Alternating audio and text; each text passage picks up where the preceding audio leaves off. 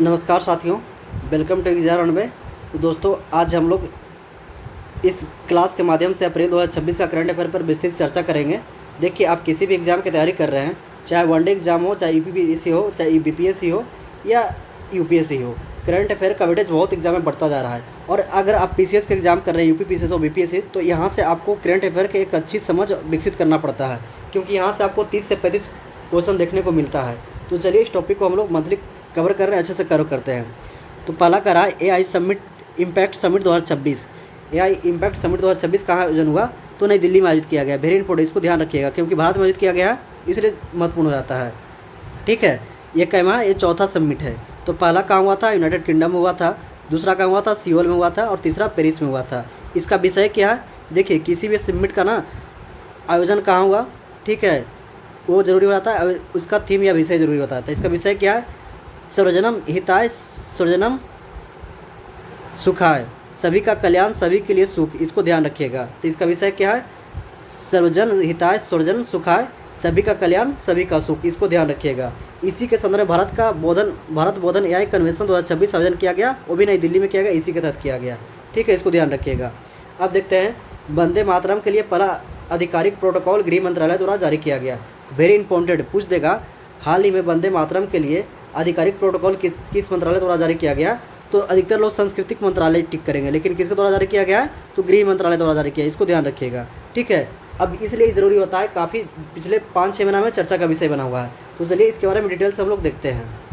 देखिए, सभी राष्ट्रीय कार्यक्रमों में राष्ट्रगीत को अनिवार्य कर दिया गया है। ठीक है, देखिए, आप लोग को पता होगा राष्ट्रगीत क्या है, वंदे मातरम। राष्ट्रगान क्या है? जनगण मन अधिनायक जय, जो हम लोग गाते हैं।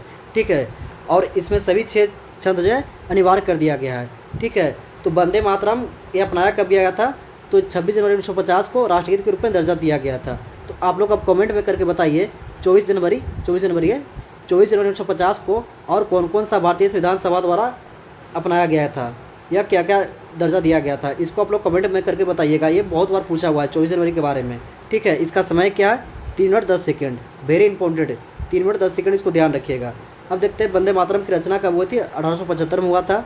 ठीक है, जो 1882 में आनंद मठ में प्रकाशित किया गया था। वेरी इंपॉर्टेंट, लेकिन पहली बार बंग दर्शन में 1875 में प्रकाशित हुआ था, इसको भी ध्यान रखिएगा। अगर पूछ देगा, वंदे मातरम जो है भारतीय राष्ट्रीय कांग्रेस के अधिवेशन में पहली बार कब गाया गया था? तो 1896 में। वेरी इंपॉर्टेंट, ये डेट आपके लिए इंपॉर्टेंट हो जाता है। और जो इस अधिवेशन में गाए थे वो कौन थे? रविन्द्रनाथ टैगोर, इनको ध्यान रखिएगा। ठीक है, चर्चा में क्यों? 150 वर्ष पूरा हो गया। अब देखते हैं मणिपुर के नए मुख्यमंत्री कौन बने? खेमचंद सिंह बने हो, खेमचंद सिंह, इसको ध्यान रखिएगा। विधान परिषद की कुल सदस्य संख्या कितना है? 60 है, इसको ध्यान रखिएगा, बाकी दोनों की जरूरत नहीं है। ठीक है, तो इससे संबंधित आर्टिकल देख लेते हैं। आर्टिकल 168 क्या कहता है? राज्यों में विधानमंडलों की गठन। 169 कहता है विधान परिषद की संरचना। वेरी इंपॉर्टेंट, 169 बार बार आपका एग्जाम में पूछा हुआ है। ठीक है, विधानसभा की संरचना 170, विधान परिषद की संरचना 171, और राज्यों का राज्यपाल 153, ये भी पूछा हुआ आपका एग्जाम में है। 163 में क्या रहा है?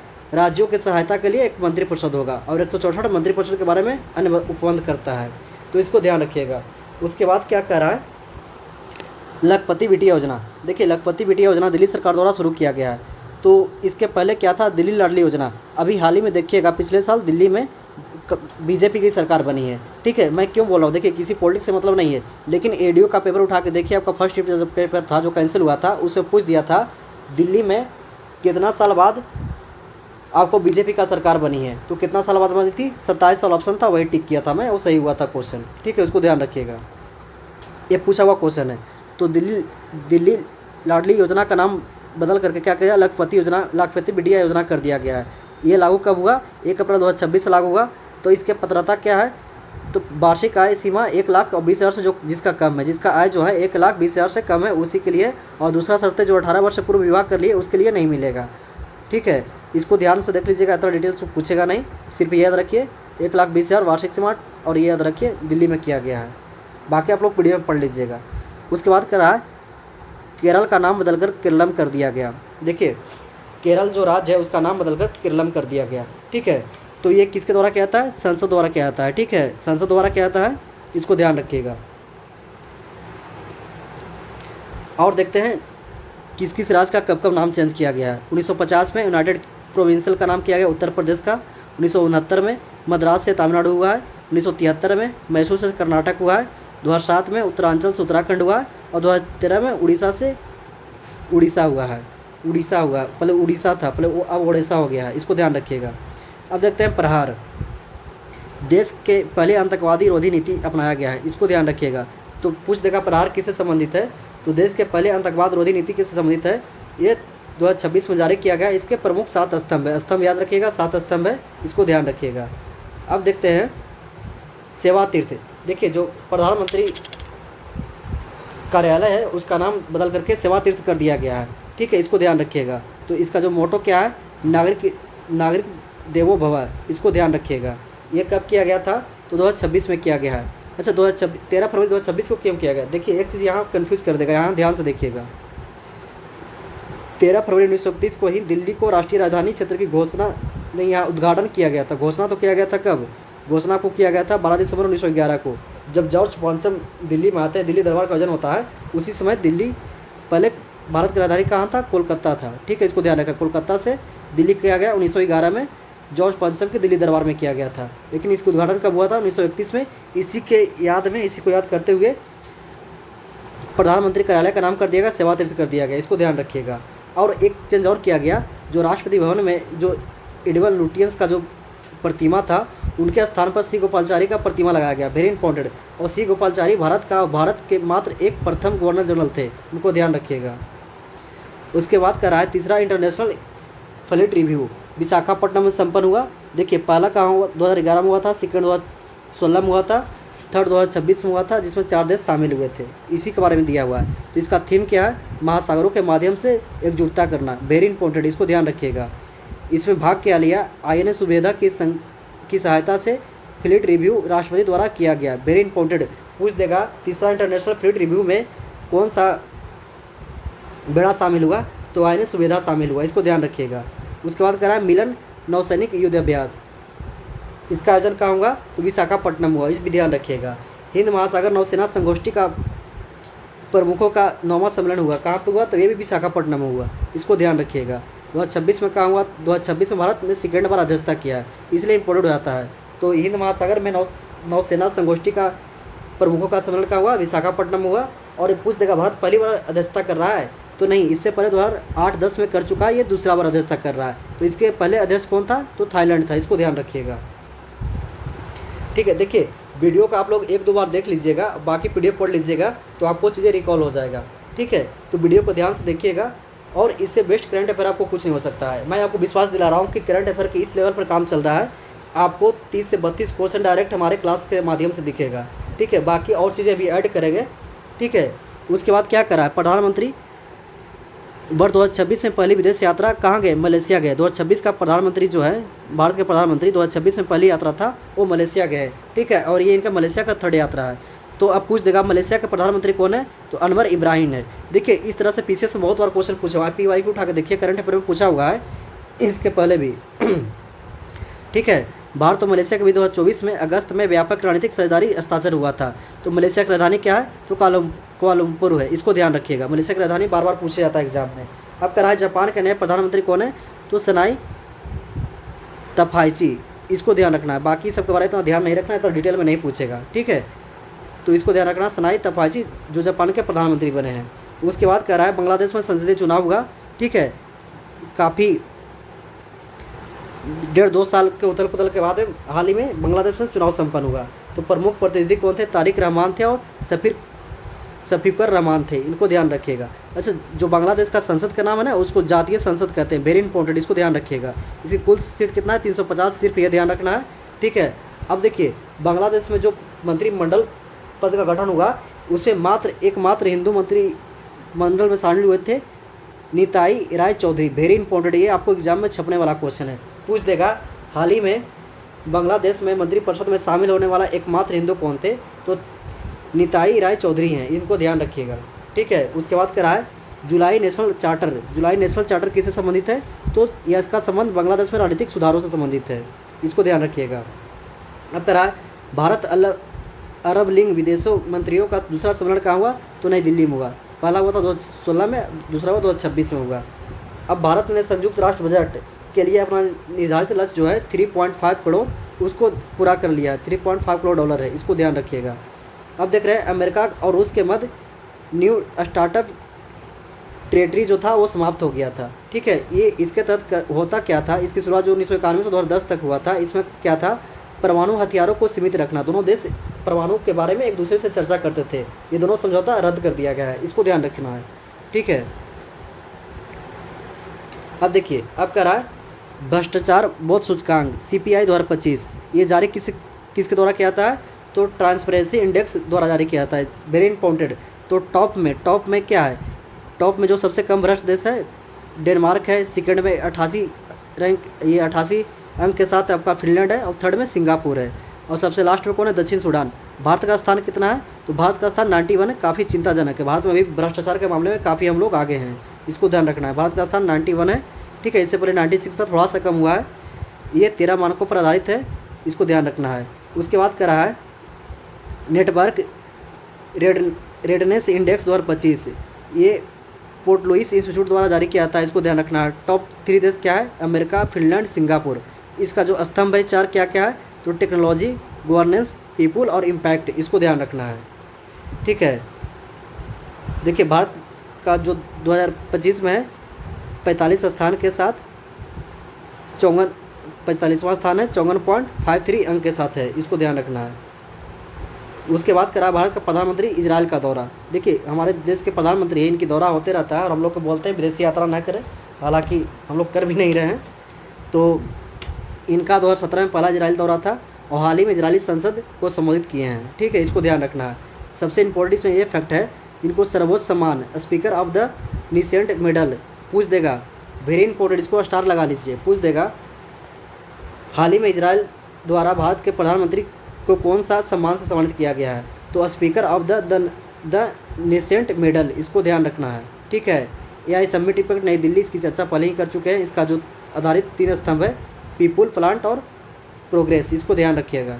बाकी इसके बारे में हम लोग पहले, ये 5वां कब होगा, तो स्विट्जरलैंड में होगा, ये भी पढ़ लीजिएगा। अब कह रहा है केंद्र सरकार ने खुदरा मुद्रास्फीति आधार वर्ष 2012 से बढ़ा करके 2024 कर दिया है। वेरी इंपॉर्टेंट, मुद्रास्फीति जो आधार वर्ष 2012 था वो 2024 कर दिया है। CPI को बदल दिया है। देखिए हमारे देश में मुद्रास्फीति की गणना 2 आधार पर होती है, एक CPI, एक WPI। ठीक है, तो WPI में क्या है, WPI सिर्फ वस्तुओं को शामिल किया जाता है, लेकिन CPI में क्या है, वस्तु प्लस सेवा दोनों को शामिल किया जाता है, इसको ध्यान रखना है। बार बार एग्जाम में पूछा हुआ है। तो जो आधार वर्ष था 2012 था, उसको बदल करके क्या कर दिया है, 2024 कर दिया गया है। ठीक है, तो मुद्रास्फीति जनवरी 2026 में क्या है, 2.75। इसमें ग्रामीण कितना है, 2.73, और शहरी में 2.77, इसको ध्यान रखिएगा। जो आधार वर्ष में जो प्रमुख चेंज किया गया है, ठीक है, नए आधार वर्ष में 358 वस्तुओं और सेवाओं को शामिल किया गया। Very important. देखिए 2012 में क्या था, 299 था, तो क्या पूछ देगा, पहले जो आधार वर्ष था उसमें वस्तुओं और सेवाओं की संख्या बढ़ाई गई है, घटाई गई है, तो बढ़ाई गई है। कितना बढ़ाया गया, तो 59 बढ़ाया गया, इसको ध्यान रखना। अब कितना हो गया, 358 हो गया, पहले 299 था, इसको ध्यान रखना है। देखिए 358 में महत्वपूर्ण है, वस्तु 308 है और सेवाएं 50 है, इसको ध्यान रखना है। 2026 में भारत फ्रांस नवाचार वर्ष घोषित किया गया। उसके बाद 12 भाग में वस्तुओं और सेवाओं का विभाजन किया गया। वेरी इंपॉर्टेंट, पूछ देगा हाल ही में CPI में जो शामिल किया गया है उसको कितना भागों में शामिल किया गया वस्तुओं सेवाओं को, तो 12 भागों में। ठीक है, तो सर्वाधिक भ्रांश कितना है, वेरी इंपॉर्टेंट। यहाँ से क्वेश्चन आपको डायरेक्टली पूछेगा, एग्जाम हॉल में देखिएगा तो फिर दिक्कत होगा, इसलिए अभी ध्यान से पढ़ लीजिए। तो सर्वाधिक भ्रांश क्या है, खाद्य एवं पेय पदार्थ 36% लगभग। उसके बाद सेकंड नंबर पर क्या है, आवास, जल, विद्युत, गैस, ईंधन 17.6%। उसके बाद परिवहन 8.8%, इसको ध्यान रखिएगा। एक होता है औद्योगिक उत्पादन सूचकांक IIP तथा GDP आंकड़े के लिए नया आधार वर्ष तैयार किया गया 2022-23, ये भी ध्यान रखना है।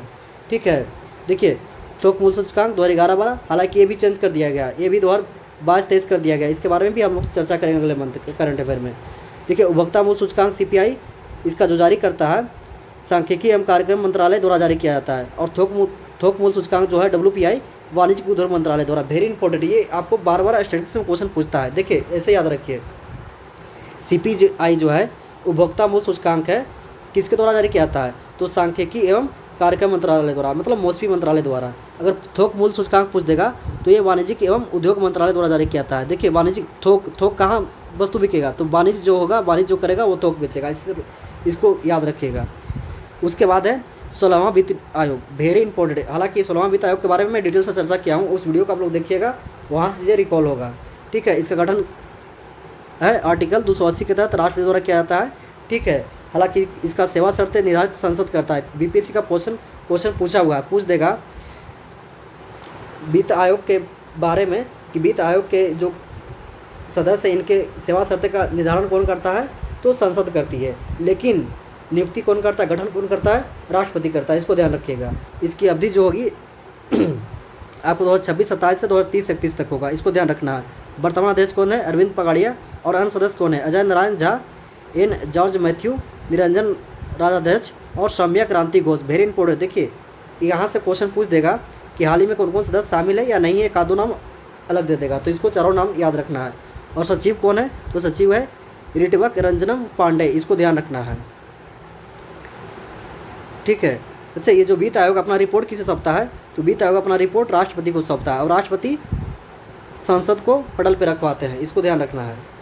अब देखते हैं इसमें प्रमुख विभाजन जो है क्या क्या किया गया है। देखिए आय दूरी के आधार पर 45% था, इसको घटा करके 42.5 कर दिया गया, तो इसमें घटा है। उसके बाद जनसंख्या 15% था, 17.5%, यानी जो यहाँ 2.5% घटाया गया, यहाँ 2.5% जोड़ दिया गया। ठीक है, इसको ध्यान रखना है। क्षेत्रफल 15 था पहले, अब 10 कर दिया गया। वन पारिस्थितिकी 10 था, 10 ही है। और जनसंख्या प्रदर्शन 12.5 था, 10 कर दिया, यहाँ भी घटा है। उसके बाद कर राजकोषीय प्रयास, वेरी इंपॉर्टेंट, ये चेंज किया है, महत्वपूर्ण ये आपको है। ये 2.5 था, इसको हटा करके जीडीपी में योगदान कर दिएगा 10%, वेरी इंपॉर्टेंट है। यहाँ दोनों ऑप्शन में कन्फ्यूज मत होइए। पहले क्या था, कर राजकोषीय प्रयास, पहले कर राजकोषीय प्रयास था, उसको हटा करके जीडीपी में योगदान कर दिया गया, इसको ध्यान रखना है। ठीक है, अब करा है केंद्रीय करों में राज्य का हिस्सा 41%, वेरी इंपॉर्टेंट। देखिए यूपीएससी 2025 का क्वेश्चन देखिएगा, तो ये 4 स्टेटमेंट दिया हुआ था, हालांकि वो 16वां वित्त आयोग से था, 15वां वित्त आयोग से स्टेटमेंट था। सिर्फ यहाँ 41% की जगह पर 45% कर था, और यही गलत स्टेटमेंट था। तो ये ध्यान रखिएगा, केंद्रीय करों में राज्यों का हिस्सा कितना है, 41% है। ये इंपॉर्टेंट आपके लिए ये डाटा बहुत ज़रूरी हो जाता है। ठीक है, ये देखिए राजकोषीय घाटा 2030 से 31 तक कितना है, तो जीडीपी का 3.5% रखने का सुझाव दिया है। इसके बाद कह रहा है राज्यों के लिए ये जीएसडीपी कितना, जीएसडीपी का 3%, और देश के लिए मतलब भारत देश के लिए, तो केंद्र के लिए 3.5%। बिहार का हिस्सा 10.6% से घट करके 9.95% हो गया है। ठीक है, इसको ध्यान रखिएगा। सर्वाधिक वृद्धि कहाँ क्या है, कर्नाटक में 3.6 से 4.13 कर दिया गया है। अब कह रहा है कच्चे जूट के लिए एमएसपी 275 रुपये प्रति क्विंटल वृद्धि की गई, इसको ध्यान रखिएगा। नया आधार वर्ष 2022-23 आधार वर्ष 2025-26 से वास्तविक जीडीपी वृद्धि दर 7.6% और सांकेतिक वृद्धि दर 8.6% अनुमानित है। कह रहा है, देखिए इसको डिटेल से मैं समझाता हूँ। एक होता है वास्तविक जीडीपी, एक होता है सांकेतिक जीडीपी। वास्तविक जीडीपी क्या होता है, आधार वर्ष के लेकर के दिया जाता है। मान के लिए आधार वर्ष 2012-13 जारी कर गया, तो उसी के अनुसार आज 2025-26 में कितना बढ़ा है उस पर निकल आता है। लेकिन सांकेतिक क्या है, जो वर्तमान में बढ़ रहा है, ठीक है, अनुमानित है, उसको सांकेतिक कहते हैं। ठीक है, उसको ध्यान रखिएगा। तो यही है, वास्तविक जीडीपी 7.6% के दर से बढ़ेगा। ठीक है, और सांकेतिक बढ़ेगा 8.6% के दर पे। कभी भी वास्तविक जो होगा ना, वो सांकेतिक से कम होगा। ठीक है, इसको ध्यान रखना है। उसके बाद कह रहा है महाराष्ट्र की नई मुख्यमंत्री सुनेत्रा पवार बनी है। ये महाराष्ट्र की पहली मुख्यमंत्री है। ठीक है, ये अजित पवार की शायद वाइफ है, इनको ध्यान रखिएगा। भारत सरकार ने उर्जित पटेल को अंतर्राष्ट्रीय मुद्रा कोष में कार्यकारी निदेशक नियुक्त किया है, वेरी इंपॉर्टेंट, पूछ देगा। हाल ही में भारत सरकार द्वारा भारत की तरफ से कार्यकारी नियुक्ति किसे किया गया है, IMF ने नियुक्त किया गया है, तो उर्जित पटेल को नियुक्त किया गया है, इसको ध्यान रखना है। ये जो है श्रीलंका, बांग्लादेश, भूटान का भी प्रतिनिधित्व करते हैं। भारत के साथ श्रीलंका, भूटान, बांग्लादेश का भी प्रतिनिधित्व करते हैं। ठीक है, 2016 से 18 तक RBI के 24वें गवर्नर रहे हैं। ये पहले RBI के अध्यक्ष रह चुके हैं। अब देख लेते हैं IMF के बारे में। IMF ब्रेटन वुड्स के सम्मेलन द्वारा स्थापित किया गया था, इसका स्थापना 1944 में हुआ था। ठीक है, इसका हेडक्वार्टर वाशिंगटन DC में है। 189 सदस्य देश हैं, इसको ध्यान रखना है। उसके बाद सुभाष चंद्र बोस आपदा प्रबंधन पुरस्कार, ये देखिए सुभाष चंद्र आपदा प्रबंधन पुरस्कार जो है, ये आपको 2019 से दिया जाता है। ठीक है, आपदा के क्षेत्र में 2 श्रेणी में जाता है। एक तो व्यक्तिगत, जो व्यक्ति आपदा के लिए अच्छा काम कर रहे हैं उनको दिया जाता है, और एक संस्थागत, जो संस्था आपदा के क्षेत्र में अच्छा कार्य कर रही है। ठीक है, तो संस्थागत श्रेणी में किसका मिला है, सिक्किम राज्य को मिला है। सिक्किम राज्य आपदा प्रबंधन को मिला है, वेरी इंपॉर्टेंट, इसको ध्यान रखिएगा। 2025 को किसे मिला था, भारतीय राष्ट्रीय महासागर सूचना केंद्र को मिला था। और व्यक्तिगत श्रेणी में किससे मिला है? तो कर्नल सीता अशोक, इनको इसलिए मिला है पिछले वर्ष आपको केरल के वायनाड में, जहाँ से राहुल गांधी पहले सांसद है, अभी प्रियंका गांधी है, वहाँ भूस्खलन की घटना बहुत भयानक था और ये जो कर्नल सीता अशोक थी वहाँ के अधिकारी थी, इन्होंने उस क्षेत्र में बड़े स्तर पर, युद्ध स्तर पर कार्य करके आपदा से नुकसान को कम किया था, इन्हीं के लिए उसको मिला है, इसको ध्यान रखिएगा। उसके बाद करा है क्रिकोड पुरस्कार 2026, ये भूवैज्ञानिक क्षेत्र में दिया जाता है। देखिए ये सब आपको याद रखिएगा किस क्षेत्र में दिया जाता है, मिलान करने के लिए क्वेश्चन आपको इस बार यूपीएससी में भी इस टाइप का क्वेश्चन देखने को मिला था और पीसीएस में भी देखने को मिलता है। ठीक है, भारतीय मूल के अमेरिका वैज्ञानिक है, विभद्र नारायण रामनाथ को दिया गया है, विभद्र रामनाथ को, वेरी इंपॉर्टेंट, ये आपको याद कर लेना है। पूछ देगा हाल ही में क्रिकोड पुरस्कार 2026 किसे गया है, तो विभद्र रामनाथ को दिया गया है। ठीक है, ये चार क्षेत्र में दिया जाता है, भूविज्ञान में, जैव विज्ञान में, पाली अर्थाटाइस में, गणित में, इसको ध्यान रखना है। उसके बाद करा ग्रेवी पुरस्कार, ग्रेवी पुरस्कार 2026 जो 68वां पुरस्कार है। तो देखते हैं किसको कौन सा अवार्ड मिला है।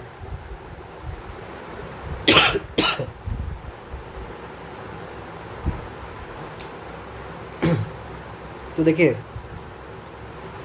काफ़ी ज़्यादा गर्मी है और वीडियो रिकॉर्ड करने के लिए आवाज़ ना, इसलिए पंखा हुआ सब बंद करना पड़ता है। Album of the year band बनी को दिया गया है, इसको ध्यान रखना है। उसके बाद है सर्वश्रेष्ठ नवोदित कलाकार ओलोदिविया डीन को दिया गया है। उसके बाद best audio book Dalai Lama को दिया गया है, वेरी इंपॉर्टेंट, ये नाम तो याद रखिएगा, दलाई लामा को बेस्ट ऑडियो बुक दिया गया है। उसके बाद बाफ्टा पुरस्कार 79वां है, सर्वश्रेष्ठ डायरेक्टर का पुरस्कार मिला है, पॉल थॉमस एडिसन को दिया गया है। ठीक है, उसके बाद सर्वश्रेष्ठ फिल्म कौन सा है, one battle of the another, one battle after another के जो डायरेक्टर हैं कौन, थॉमस एडरसन, इन्हीं को सर्वश्रेष्ठ डायरेक्टर का भी पुरस्कार दिया गया है। उसके बाद करा आउटस्टैंडिंग ब्रिटिश फिल्म हेमनेट को दिया गया। उसके बाद सर्वश्रेष्ठ अभिनेत्री का दिया है जेसी बकली, इसको ध्यान रखना है। अभिनेता कौन मिला, रॉबर्ट अरामायो, ठीक है, इसको पढ़ लीजिएगा एक बार, रॉबर्ट अरामायो। उसके बाद करा है सर्वश्रेष्ठ चिल्ड्रन एंड फैमिली फिल्म बुंगू को दिया गया, ये मणिपुर की फिल्म, वेरी इंपॉर्टेंट। देखिए सबसे ज़्यादा इसमें इंपॉर्टेंट कौन सा हो जाता है, ये हो जाता है, क्योंकि ये मणिपुर के बुंगू फिल्म है, उसको दिया गया है। इसके निर्देशक का नाम रखिएगा लक्ष्मी प्रिया दिया गया, ये पूछा हुआ आपका एग्जाम में, किसी एग्जाम में पूछा हुआ है, इसको ध्यान रखना है। तो सर्वश्रेष्ठ चिल्ड्रन एंड फैमिली फिल्म दिया गया बंगू को, इसका जो निर्देशक है लक्ष्मी प्रिया है, इसको ध्यान रखना है। देखिए किसी भी श्रेणी में सर्वश्रेष्ठ फिल्म का पुरस्कार जीतने वाली भारत की पहली भारतीय फिल्म बन गई है, इसलिए इंपॉर्टेंट हो जाता है। उसके बाद कह रहा है सम्राट विक्रमादित्य के नाम पर अंतर्राष्ट्रीय पुरस्कार शुरू करने की घोषणा मध्य प्रदेश सरकार ने किया है, वेरी इंपॉर्टेंट है। पूछ देगा सम्राट विक्रमादित्य के नाम पर अंतर्राष्ट्रीय पुरस्कार कौन सा राज्य देगा, तो एमपी देगा। ठीक है, उसके बाद विश्व आर्द्रभूमि दिवस 2 फरवरी को, वेटलैंड दिवस, बाकी आर्द्रभूमि के बारे में मैं डिटेल से चर्चा किया हूँ, उस वीडियो को जाकर देख लीजिएगा। ठीक है, विश्व कैंसर दिवस 4 फरवरी को। इसके बाद अंतर्राष्ट्रीय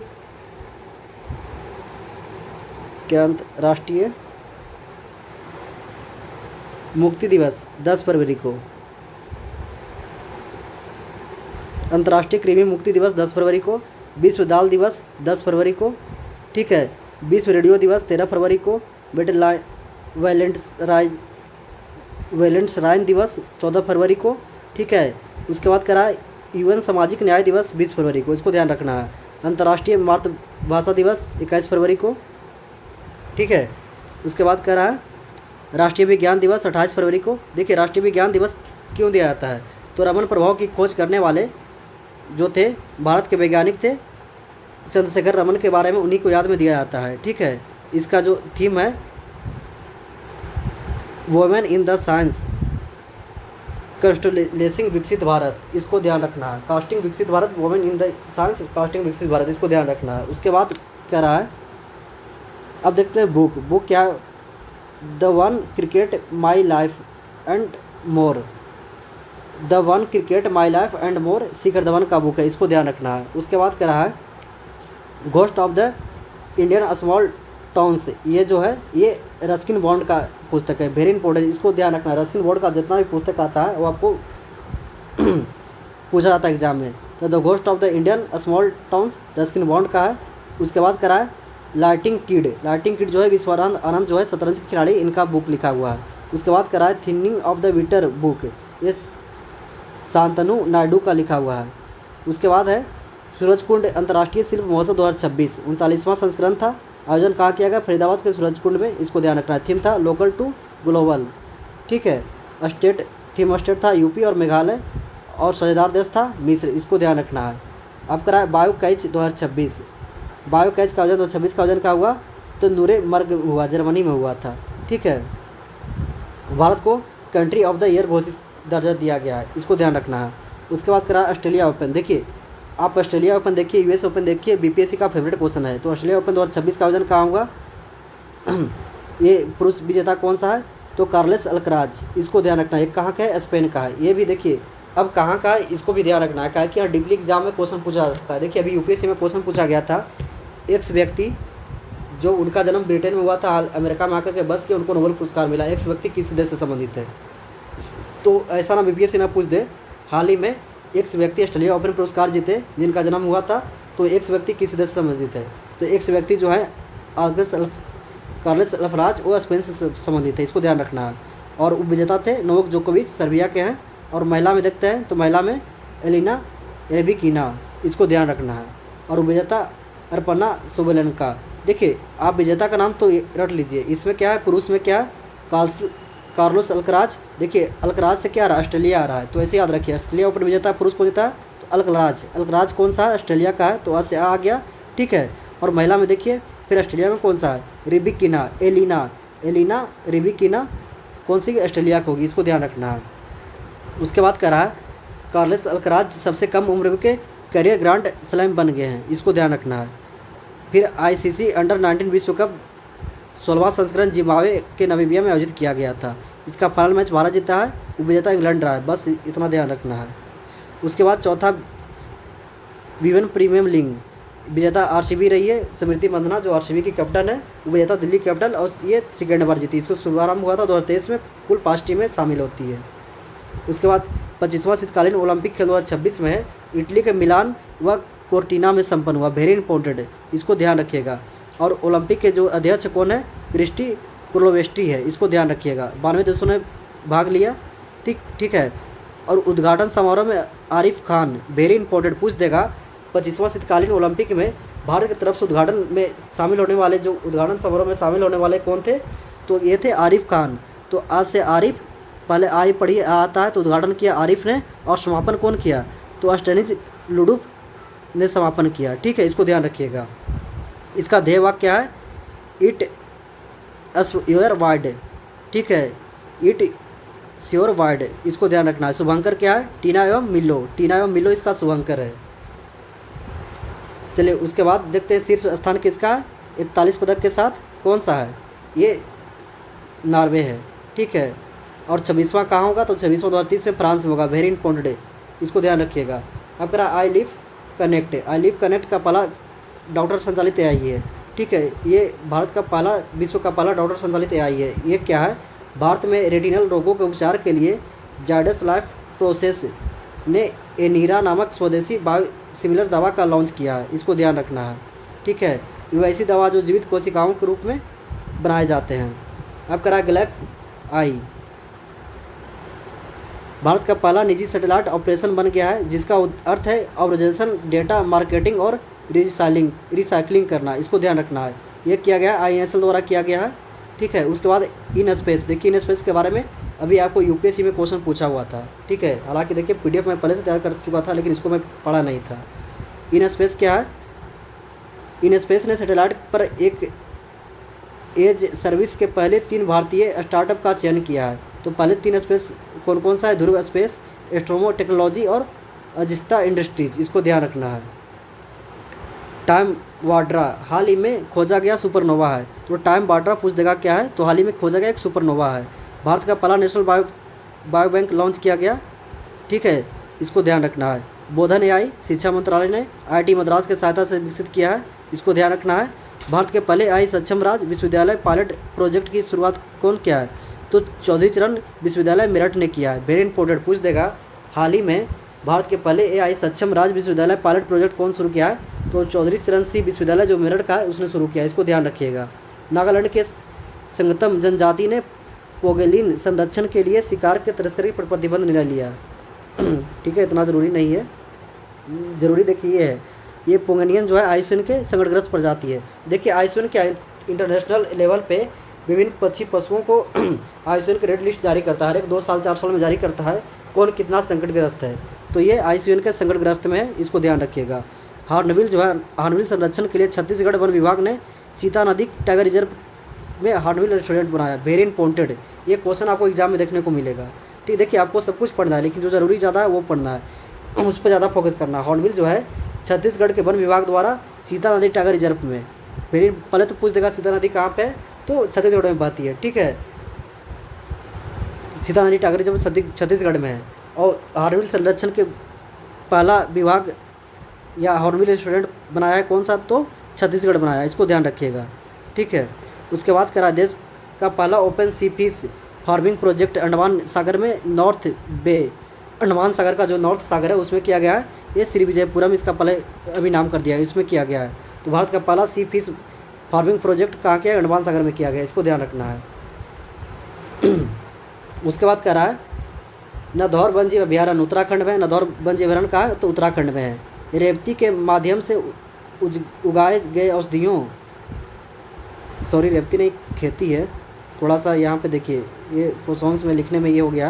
तो खेती के माध्यम से उगाए गए औषधीय पौधे के लिए राष्ट्रीय जैव विविधता प्राधिकरण प्रमाण पत्र करने वाला पोर्टल कौन सा है? तो जैव विविधता एक्ट 2002 के तहत स्थापित किया गया है। इसका वैधानिक प्राधिकरण हेड है वैधानिक निकाय चेन्नई में, स्थापना 2003 में किया गया था, अध्यक्ष 5 के सदस्य। ठीक है, उसके बाद कह रहा है स्वच्छ पखवाड़ा पुरस्कार 2025 में प्रथम पुरस्कार के रूप में प्राधिकरण सम्मानित किया गया है, इसको ध्यान रखना है। बाकी ये लोग हम लोग देख चुके हैं, 16 विभागों को देख चुके हैं। ये देखिए तूफान माटी यूरोप में किस क्षेत्र में भारतीय तबाही मचाई गई है? तो कृषि के व्यापक नुकसान हुआ है, तो अरेबियन प्रायद्वीप में। स्पेन पुर्तगाल में तूफान माटी किससे संबंधित है? तो पूछ देगा अरेबियन प्रायद्वीप जो आपको स्पेन और पुर्तगाल में देखने को मिला है। तो दोस्तों ये हमारा ये अप्रैल का करंट अफेयर समाप्त होता है। आप लोग को वीडियो अच्छा लगा है तो ज़्यादा से ज़्यादा शेयर करिए, लाइक कीजिए, कमेंट कीजिए। बहुत बहुत धन्यवाद।